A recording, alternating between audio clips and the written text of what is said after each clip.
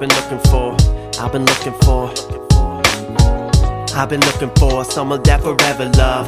Cause all the superficial romancing just ain't enough to satisfy and fulfill my desires and will to share my life with somebody and build the future we could live into together. Worth more than the cheddar. We're steady climbing, weather is irrelevant. The type of bond so great that they could never break. A tenderness that's sweet but far from delicate. And I've experienced this, so I believe in it. But it's hard to give away love without receiving it. It's hard to be honest when the one that you're deceiving is yourself. It's far easier to blame somebody else, but when you point a finger, three are pointing back at you. It's sad, but that's a fact, most don't want a factor. Try to control another, lose control of yourself. Two halves only make a whole if each half is whole in itself.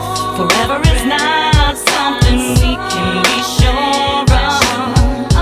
Still I'm sure each of us wants forever love. At least one time to really believe that what we have will always simply be. Sometimes relationships get ill and people start tripping, ripping on each other, talking fiction and bullshit and sifting through the friction in the diction. Conversations lacking supervision often become submissive to neurosis of each other's clouded visions. That's when relationships become a prison. Said it's something greater that we all envision.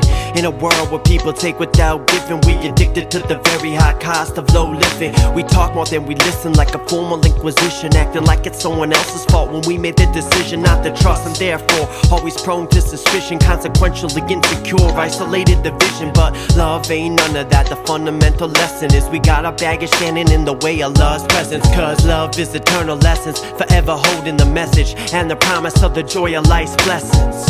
Forever is not something we can